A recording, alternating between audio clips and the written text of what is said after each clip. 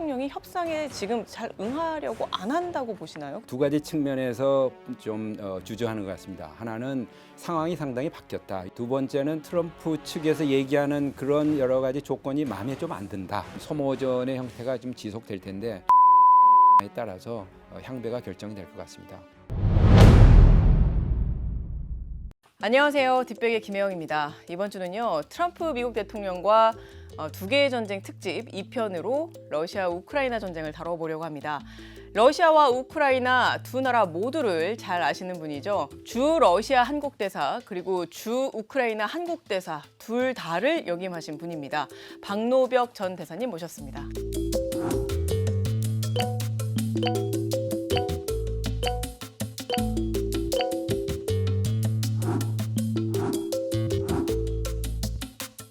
안녕하세요. 네, 안녕하십니까. 네, 대사님.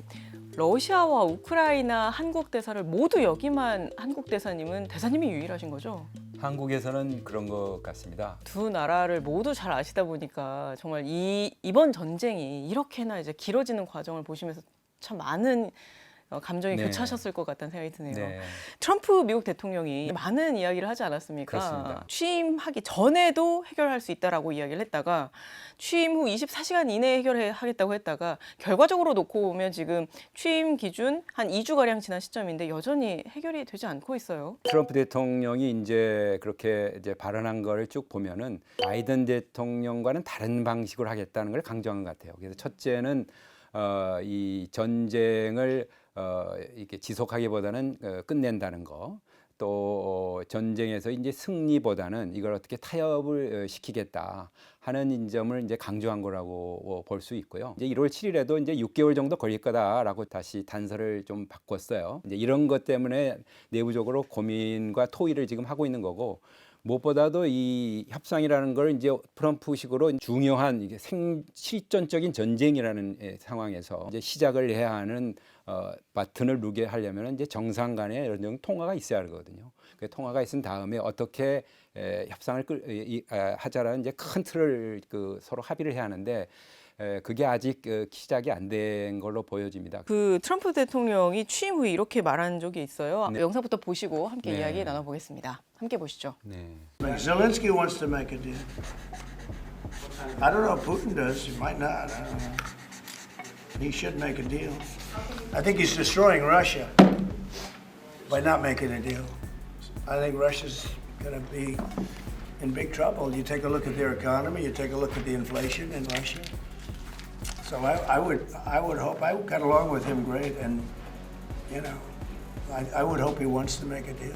트럼프 대통령이 또 트루스 소셜에 쓴 글도 보면요. 네. 곧 협상을 안 하면 러시아에도 높은 네. 세금, 관세, 제재를 가할 수밖에 없다. 네. 굉장히 강경한 태도를 보이고 있는데요. 대사님께서도 보시기에 푸틴 네. 대통령이 협상에 지금 잘 응하려고 안 한다고 보시나요? 그리고 만약 그렇다면 그 이유는 뭐라고 생각하세요? 네, 아무래도 이제 푸틴 대통령이나 이제 크레물린이 보기에는 두 가지 측면에서 좀 주저하는 것 같습니다. 하나는 상황이 상당히 바뀌었다, 러시아에게 유리하게. 두 번째는 트럼프 측에서 얘기하는 그런 여러 가지 조건이 마음에 좀 안 든다. 이제 이런 거죠. 그러니까 첫째는 상황이 바뀐 거는 우선 이제 바이든 대통령처럼 적극적으로 우크라이나에 지원한다는 입장이 아니지 않습니까? 지금 전장 현장에서는 러시아군이 어쨌든 서서히 지금 승기를 잡고 와서 영토를 넓혀가는 상황이거든요.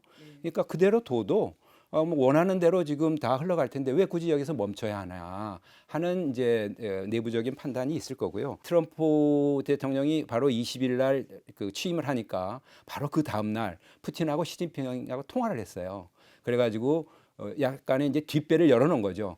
암만 제재를 하더라도 나는 믿을 때가 있다라는 걸 푸틴이 이미 만들어 놓은 거고. 두 번째는 이제 마음에 안 든다는 부분이 뭐냐면은 지금 당장 휴전해라 그러면 쿠르스크는 어떡하느냐 하는 문제가 생기죠. 쿠르스크는 지금 우크라이나가 아직 점령하고 있는데 자기 나라 영토를 점령한 상태에서 이걸 휴전한다? 이게 상당히 어려울 거고. 또 하나는 이게 이제 나토 가입을 시키지 않아야 하는 건데 한 20년 유예한다는 거예요. 이 전쟁이 워낙 길게 이어지다 보니까 이 전쟁의 전황에 대해서 되게 궁금해하시는 분들도 있을 것 같습니다. 최근의 상황까지 한번 정리해 주시면. 우크라이나는 여기 보시다시피 이제 러시아뿐만 아니고 이런 유럽 여러 나라하고 인접해 있는데요. 이 전선이 지금 본래는 이제 여기 돈바스 지역에서 시작해서 이 남쪽까지 1,000km였는데 쿠르스크까지 함으로써 한 1,300km로 늘어났습니다. 그래서 한반도에 우리가 휴전선의 그 전선이 한 300km거든요. 그거의 4배라고 한번 생각을 하시면 굉장히 큰 전쟁이 지금 벌어지고 있다. 이제 그런 게 첫 포인트고요. 지금 전선은 본래는 이제 우리가 여기 돈바스라고 하는데 루한스크하고 도네츠크라는 우크라이나의 주가 이제 여러 개가 있습니다. 이 그 루한스크는 벌써 작년 한 9월에 우크라이나 전쟁에서 이제 러시아가 다 행정구역은 장악을 했고요. 두 번째는 이제 도네츠크라는 건데 여기는 굉장히 석탄이나 철강이 많은 그런 그 자원이 많은 지역입니다. 특히 여기가 지금 굉장히 요충지로 지금 러시아가 중요시하고 있습니다. 그 다음에 이제 쿠르스크죠. 쿠르스크는 이제 러시아 영토로 작년 8월에 이제 그 우크라이나군이 이제 그 침입을 했는데 여기서 지금 북한군이 이제 러시아 영토다니까 협정에 의해서 이제 지원을 해준다는 명분하에 들어와 있죠. 60%가 지금 다시 탈환을 했고 40%는 지금 아직 우크라이나군이 지금 버티고 있습니다. 지금 말씀을 쭉 해주셨는데 북한군이 지금 네. 참전을 해서 네. 전투가 이루어지는 곳들이 주로 이제 러시아 영토, 그러니까 쿠르스크 지역이죠. 그래서 이제 여기가 되고 난 다음에 다른 이제 우크라이나 영토까지 갈 거냐 하는 거가 이제 큰 문제가 남아 있는데요. 현재는 여기서 12,000명이 지금 싸우다가 한 최근에 1월까지 해서 한 4,000명이 이제 죽거나 아니면 이제 부상을 당해서 3분의 2만 남아 있는 상태로 지금 나와 있습니다. 말씀 듣고 보니까 왜 북한군이 저기로 갔는지를 알 것 같네요. 네, 그만큼 러시아의 입장에서는 네. 어떻게든 네. 막아내야 하는 네. 곳이어서 그렇지만 우크라이나는 또 이거를 이제 레버리지 삼아서 협상에서 유리한 고지를 차지하겠다 하니까 여기서도 굉장히 절체절명의 그 전투가 이제 이루어지고 있는 굉장히 치열한 전투가 이루어지고 있다. 그래서 앞으로 어떻게 지금 전황이 될지에 따라서 상당히 초미의 관심을 두어야 할 지역인 것 같습니다. 아, 그렇군요. 러시아의 입장에서는 우크라이나의 영토 약 5분의 1을 지금 사실상 갖게 된 상황인데 네. 또 반대되는 듯한 네. 그 인상의 기사들도 또 많이 나오지 않습니까? 네. 가령 오죽 뭐 포탄이 부족하면 북한한테서 받냐. 러시아 그 많은 청년층들은 또 참전을 안 하려고 한다. 뭐 이게 사실 굉장히 그 혼재가 되어 있어요. 맞습니다. 여러 가지 사실들이 네. 어떻게 보시나요? 러시아는 어디서 그런 병력을 나느냐? 예. 지금 계약직으로 자원병을 받는 겁니다. 2022년 9월에 30만을 부분적으로 동원을 했어요. 이제 그래서 푸틴 대통령은 이제 이걸 돈으로 해결하겠다. 돈을 어떻게 해야 하느냐? 보통 중산층이 한 1,500불 정도 월 그 수입이 있습니다. 근데 이 계약직으로 올 경우에는 한 번에 한 23,000불을 내가 일시불로 준다. 아, 플러스 월 중산층보다 훨씬 많은 2,000불. 처음에는 한 4,000불 이전을 줘요.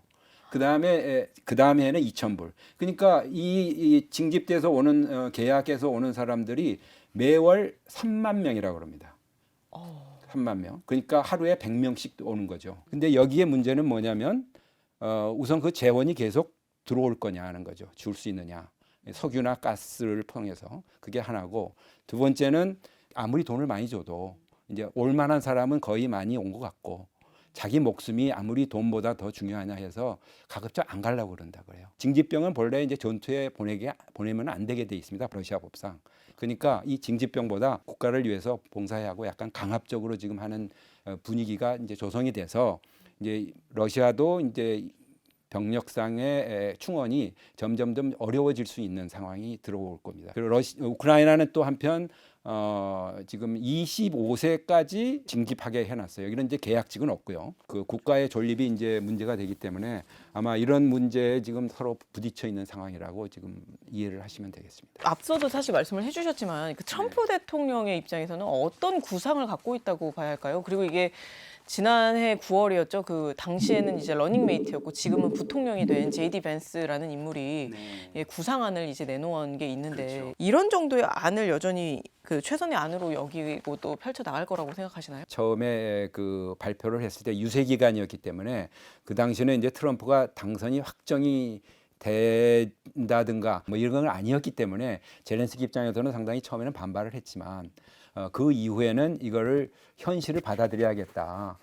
트럼프라는 그런 그 대통령과 그 주변 인물들을 오히려 내 편을 만들어야겠다 하는 생각으로 접근을 하고 있는 걸로 지금 나타나고 있습니다. 젤렌스키는 일단 평화를 얻어야 하는데 평화의 대가가 뭐냐고 고민을 했던 거죠. 굉장히 고민을 하다가 그거보다는 평화를 얻기 위해서는 안전보장이 더 중요하다라고 컨셉을 바꾼 거예요. 그래서 지금은 안전보장이라는 결국 다시 전쟁이 안 일어나게 하는 거거든요.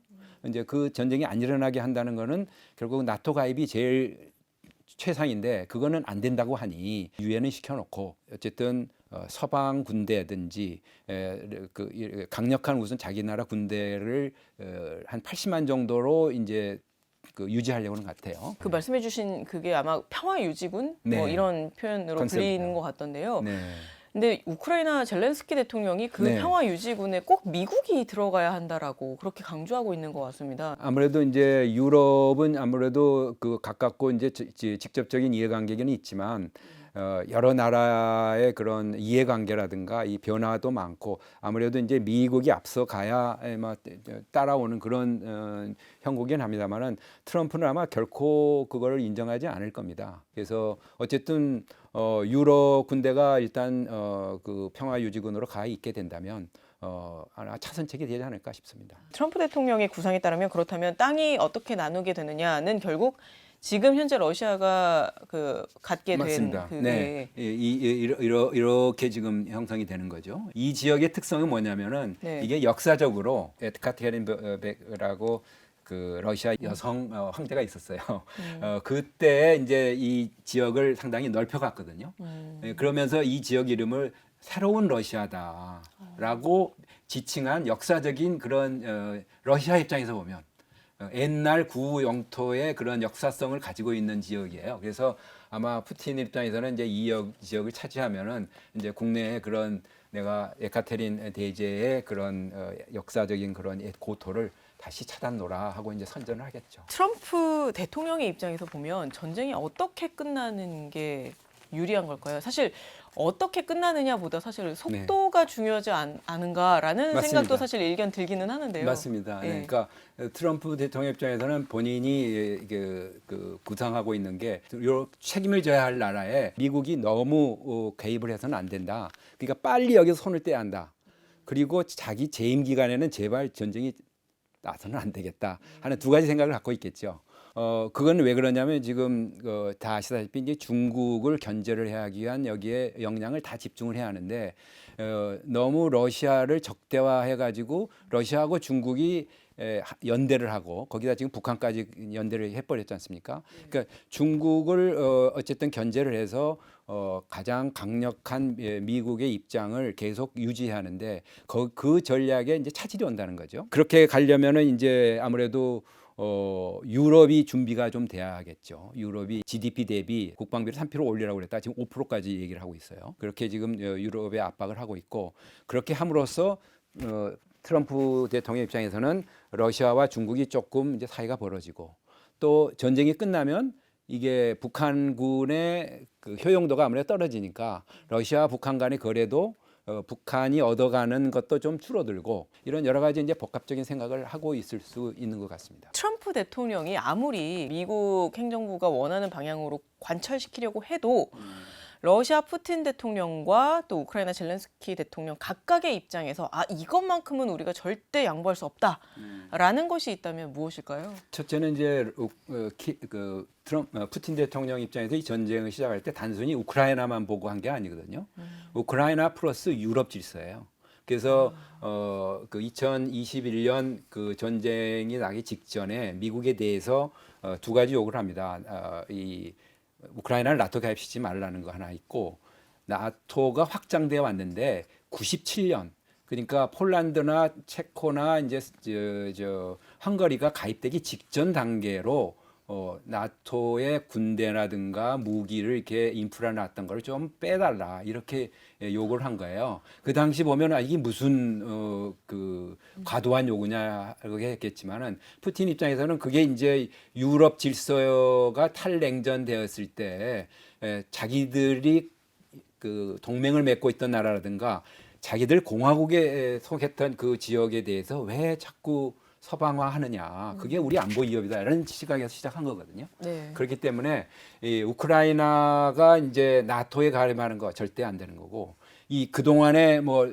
우크라이나의 뭐 독립 뭐 이런 국경선 그 수호 이런 문제도 우크라이나를 그냥 두면 안 되겠다. 그러니까 최종적인 거는 우크라이나를 종속화하는 겁니다. 그게 최종 목표거든요. 그래서 우선 당장은 지금 힘이 붙이니까 이 지금 점령한 지역 거기에서 우리보다 철군을 하라든가 이런 거는 도저히 못 받아들인 거고 네.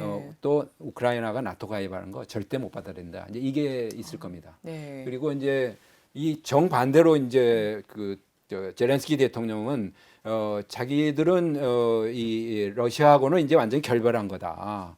그러니까 영토 회복이 되는 거는 좋겠지만 현실적으로 지금 어려우니 일단은 그 안전 보장은 분명히 받아야겠다 하는 게 이제 그 강한 욕구 내지는 필요한 조건일 것으로 생각이 됩니다. 앞서 저희가 언급을 하기도 했지만 그 트럼프 대통령이 이게 러시아 경제 인플레이션 상황 좀 봐라. 네. 진짜 파괴되고 있다라고 네, 네, 네. 이런 네, 취지로 네. 얘기를 네. 했는데 그 실제 전쟁 이후에 러시아와 우크라이나 각국의 경제 상황은 어떨까요? 네, 아주 그것도 중요한 문제인데요. 예. 러시아 경제는 방위 산업이 이끌고 가는 아주 한시적인 경제. 그래서 이게 지속되면은 소련이 피폐해서 국방비를 너무 많이 써가지고 민간 경제가 안 돌아가서 이게 결국은 그 붕괴하는 그런 징후가 나타날 수 있다라는 정도로 굉장히 비관적인 전망을 하는 분도 있어요. 전쟁 전에는 한 600 내지 800억 불 정도만 국방비였어요. 근데 그것이 2024년 들어가니까 2배가 됩니다. 1,200불만 해도 예산의 40%거든요. 그것은 결국은 다른 일은 하나도 못 한다는 얘기예요.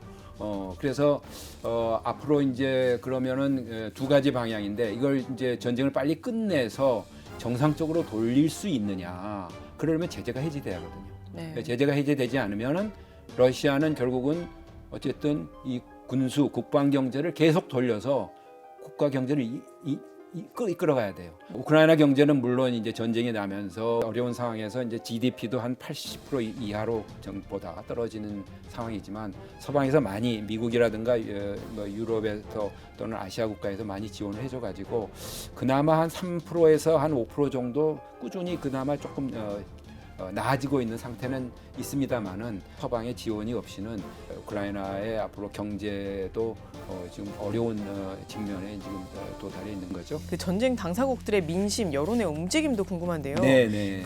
그리고 그런 여론이 네. 또 이 전쟁의 향배에도 어떤 영향을 미칠지. 지금 이제 전쟁이 이제 이렇게 장기화되다 보니까 특히 이제 우크라이나 경우에는 조금 변화가 있는 것 같습니다. 그래서 작년 한 8월에서 10월 이제 여론 조사를 했는데 그 전만 해도 한 70% 이상이 영토를 다 회복할 때까지 계속 전쟁해야 한다 하는 의견이었는데 아마 작년 하반기부터 이게 이제 꺾이기 시작했습니다. 그래서 지금은 한 52% 정도는 뭐 영토를 양보하더라도 평화를 빨리 회복하는 게 낫겠다.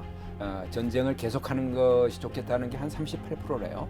굉장히 큰 변화가 있는 거고 그 반면에 러시아는 아무래도 푸틴 대통령은 작년에 이미 대선을 해서 6년 내지 12년의 임기가 보장이 됐기 때문에 뭐 여론의 영향은 크게는 받지는 않을 것으로 보입니다. 마지막으로 이제 그 대사님께서는 이번 전쟁의 향방 어떻게 진행될 것으로 예상하시는지. 병력 면에서는 아직은 러시아가 많이 지금 80만 이상이 지금 그 전사나 이제 부상을 입었지만은 금년 정도는 계속 이제 유지는 할 수 있을 것 같습니다만 이제 무기라든가 이런 것들이 사용하는 것만큼 제조를 못한다 그래요. 우크라이나는 아까 말씀드린 대로 아무래도 이 전쟁이 금년은 어떤 협상이 어느 정도의 어디에 시작되느냐에 따라서 진행 속도가 이제 결정이 되겠죠.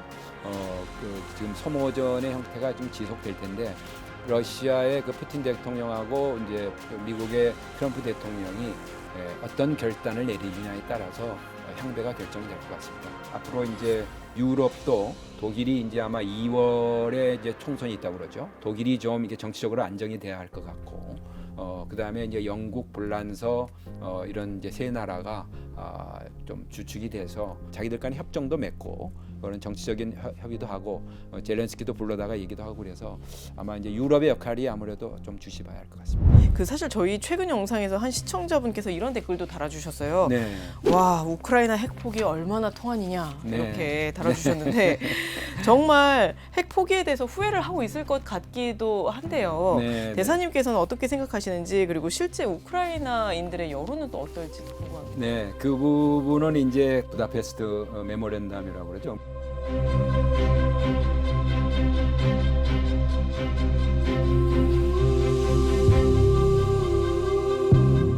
그게 정치적인 문서였고 그 다음에 구속력이 없었기 때문에 그 당시 상황의 맥락과 지금의 맥락이 전혀 다르다.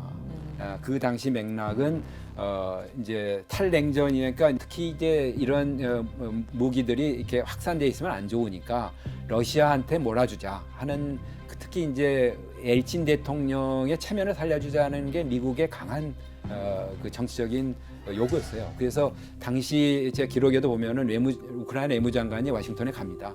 우리 핵무기 이렇게 포기하는데 혹시라도 러시아가 혹시 우리를 이제 이런 식의 그러니까 좀 동맹을 맺어주든가 어떻게 해달라 했는데 워싱턴이 그걸 안 해주죠. 트럼프 대통령과 그 두 정상 그러니까 트럼프 대통령과 푸틴 대통령 그리고 트럼프 대통령과 젤렌스키 대통령 그 각각의 관계가 굉장히 인연이 어떤가 이 부분도 되게 궁금해하는 네. 분들이 있더라고요. 우선 트럼프 대통령과 푸틴 대통령 관계는 조금 확실하게 나타나게 조사되거나 미스테리한 부분이 아직 많이 남아 있습니다. 1900년대는 그때 사업이 안 좋았어요. 거의 파산 지경이었는데 그때 이제 미국 내에서 자금을 도달할 수 없어서 크레물린과 좀 가깝게 보내는 그 러시아나 그 카자흐스탄 쪽의 재벌로부터 자금 지원을 받았다라는 그런 이제 사업적인 관계는 있었던 것 같고요.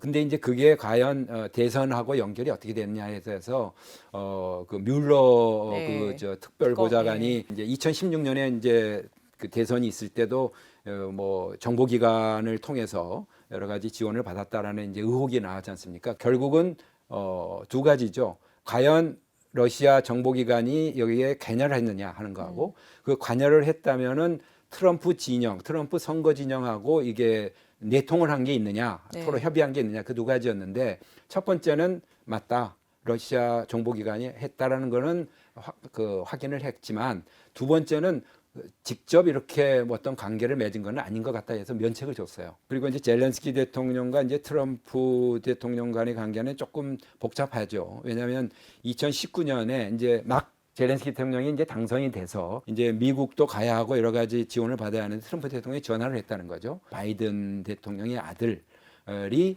이런 가스 사업에 아마 연루된 것 같은데 조사를 좀 해라. 그래가지고 이제 정치적 타격을 주려고 했던 거거든요. 네. 근데 젤렌스키 대통령이 그거를 거부를 했어요. 그랬더니 이제 그게 이제 탄핵 요인이 됩니다. 그렇지만 이제 탄핵은 안 됐고 이번에는 젤렌스키한테 불리하게 영토도 양보하라는 둥 이렇게 나오니까 처음에는 못마땅을 했지만 이것도 현실이구나 하면서 유세 기간인 중에도 불구하고 그러니까 바이든 입장에서는 좀 불편했겠죠. 내가 실컷 도와주는데 결국 트럼프한테 접근을 한다. 이것도 여쭤볼게요. 이 우크라이나 측에서 북한군 포로 영상을 공개를 하면서 네네. 이제 얼굴도 다 공개를 했어요. 네네.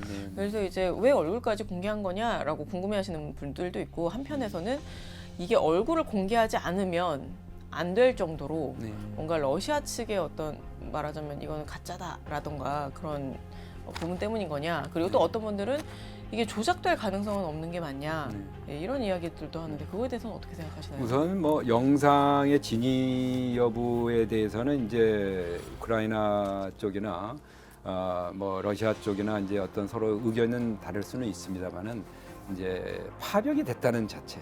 이제 그것을 좀 증명해주는 이제 자료로서 나오는 거 아니겠습니까? 그러니까 우선은 이제 그 자료의 이제 시비를 떠나서 과연 파병이 된 거냐, 파병이 돼서 전투를 하고 있는 거냐 이런 부분은 아까 말씀드린 대로 나토라든가 미국이라든가 그 여러 가지 이제 서방의 언론 매체 이런 것들이 보도하는 거를 보면은 확실히 파병이 됐고 전쟁은 분명히 참여를 하고 있는 거고 지금 나토군 그 연합 그 회의에서 그쪽에 이제 장군들이 이제 얘기한 것들을 보면은 이런 속도라면은 4월이면은 상당히 많은 12,000명의 타격이 온다. 이런 것들은 좀 우리가 귀담아 보고 이것으로 인한 여러 가지 변화 가능성들을 우리가 좀 예의주시해봐야 할 필요가 있다고 저는 생각을 합니다. 푸틴 대통령이 지난해였죠. 네. 김정은 북한 국무위원장을 만나러 평양까지 날아가고 설마 했는데 거기서 말하자면 소위 북러 군사 동맹을 맺고 네. 그게 말하자면 지금의 북한군 파병의 근거가 된 거잖아요. 그렇죠. 조약으로 나온 걸 보고 또 놀랐고 네. 이게 한국 외교부가 지난 30년 넘게 쌓아왔던 북방 외교의 한 축이 진짜 그냥 와르르 무너진 장면이다 지금. 막 그렇게 생각하면서 그때 당시 콘텐츠를 급하게 만들었던 기억이 나요. 지금 이제 상황 변화에 따라서 국가 관계가 이제 변화하는 거긴 하죠. 그만큼 이제 러시아가 이거를 실존적인 그런 명운을 건 전쟁으로 지금 보고 있기 때문에 모든 수단과 방법을 가리지 않는 거죠. 그래서 일각에서는 이게 이제 전쟁이 끝나면 뭔가 좀 달라질 수 있는 여지가 있다 이렇게 조금 낙관적으로 보는 시각이 있는데 그거는 조금 어려워진 것 같아요. 그 동안에 이게 탈냉전으로 인해서 우리가 러시아하고의 관계를 북방 외교로 이제 많이 길을 열었는데 이게 상당히 이제 험난해져서 이렇게 자동으로 다시 복원되기는 어렵겠다.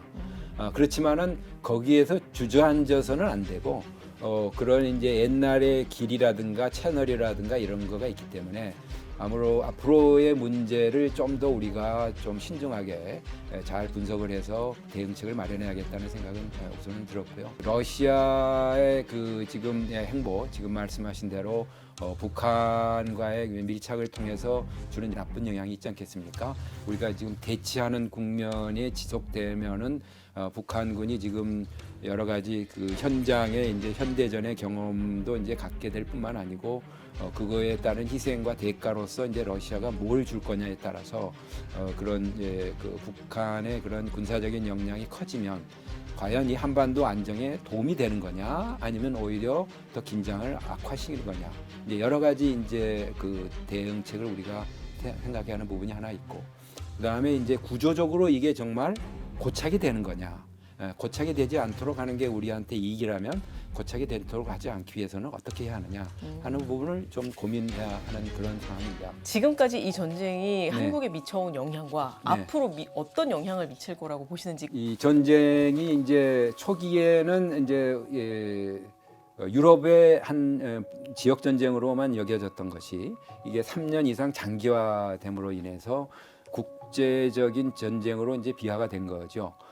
그만큼 이 전쟁이 지금 러시아, 우크라이나가 싸우고 있지만은 사실은 미국과 유럽 이런 이제 동맹권이 뒤에 있는가 하면 러시아도 그에 못지않게 중국으로부터 이중용도 물품을 거의 한 80~90%를 받고 그다음에 이란과 북한을 지금 동원을 하고 있습니다. 그래서 이 전쟁이 지속되면 지속될수록 이런 분화돼서 소위 말하는 이제 냉전과 같이 이제 진영화되는 구조로 나갈 것이 가장 우려가 됩니다.